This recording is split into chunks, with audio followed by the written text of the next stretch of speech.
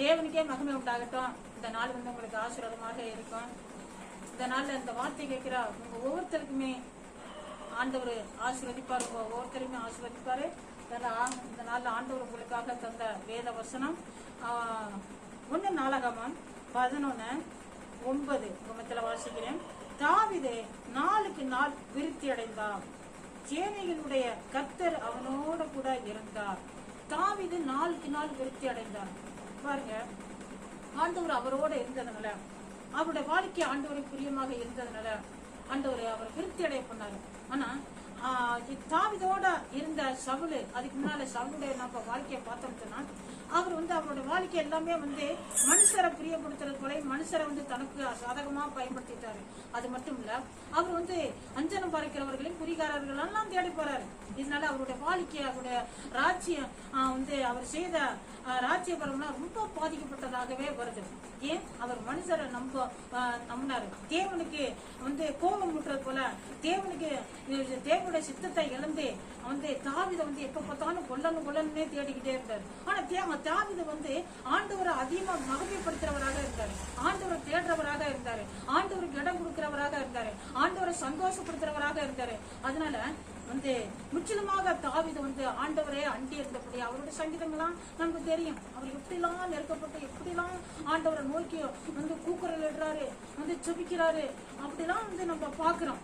அப்ப ஆண்டவர் அவனோட இருந்ததுனால, தாவீதோட இருந்ததுனால அவன் எல்லா விதத்தில விருத்தி அடைந்தான். அவன் உயர்த்தப்பட்டான், பெருகப்பட்டது. அப்ப அவன் செய்யறது எல்லாமே ஆசீர்வாதம் பெருகுது. ஆண்டவர் ஆசீர்வதிக்கிறாரு. அப்ப ஆண்டவர் நம்மளோட இருக்க வேண்டும்னா ஆண்டவருக்கு ஏற்ற இடமாக இருக்கணும்.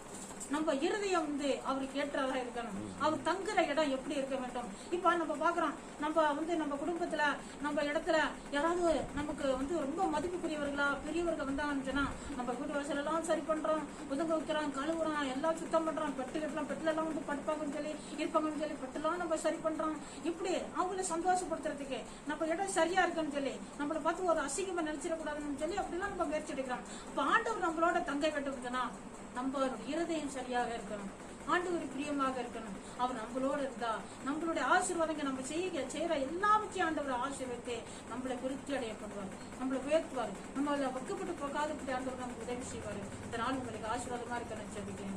பரிசுத்தம் நல்ல பிதாவே தோத்திரம் நன்றி தகப்பனே.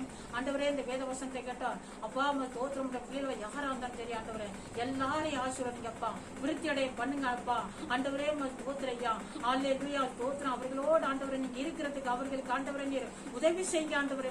தோத்திரம் நன்றி தகப்பனே. இந்த வார்த்தை கேட்டா எல்லாருக்கும் ஆசீர்வாதமா இருக்க உதவி செய்யும். இதனால அப்பா பிறந்த நாளை சந்திக்கிற ஆண்டவரை பிள்ளைங்களுக்காக ஜெபிக்கிறேன், பெரியவர்களுக்காக ஜெபிக்கிறேன்.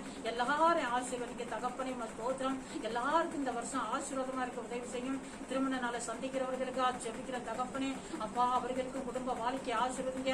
எத்தனை பேர்கள் ஆண்டவர் அப்பா தோத்திரம் திருமணம் ஆகி குழந்தை எல்லாரும் இப்படி இருக்கிறவர்களுக்கு ஆண்டவரே அப்பா கற்பத்தை கனியை கொடுத்து நீர் ஆசீர்வதிக்க தகப்பனே அப்பா. எல்லாருக்கும் ஆண்டவரே அப்பா இந்த வருஷம் ஆண்டவரை குடும்ப வாழ்க்கை ஆசீர்வாதமா இருக்க உதவி செய்யுங்க. சமாதானத்தினால நிரப்புங்க ஆண்டவரே அப்பா. பலவனத்துல வியாதியில ஆண்டவரே தோத்திரம் மருத்துவமனையில வீடுகளை இருக்கிற ஒவ்வொருத்தருக்காக ஜெபிக்கிற தகப்பனே எல்லாரும் இன்னைக்கு சந்திங்கப்பா அப்பா. தோத்திரம் எல்லாரும் தொட்டு சுகமாக்குங்க, எல்லாரும் சமாதான சந்தோஷத்தினால நிரப்புங்க. யாரெல்லாம் நம்புறார்களோ உண்மை விசுவாசிக்கிறார்களோ அவர்களுடைய வாழ்க்கை அவர்களுடைய குடும்பம் அவர்கள் கைக்கு சேர எல்லாவற்றையும் விருத்தி அடைய பண்ணுங்க ஆண்டவரே தோத்திரம்.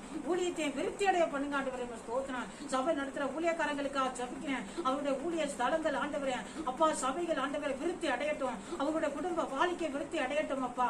அப்பா அவர்கள் கையிட்டு செய்யற எல்லாவற்றையும் நீர் விருத்தி அடைய பண்ணுங்க ஆண்டவரே. தெய்வமே தோத்திரப்பா, நீர் உதவி செய்யும். யாருக்கு இந்த நாள் ஆசீர்வாதமா இருக்க உதவி செய்யும். ஏசு கிறிஸ்துவின் நாமத்தால ஜெபிக்கிறோம் பரிசுத்தம் நல்ல பிதாவே, ஆமென்.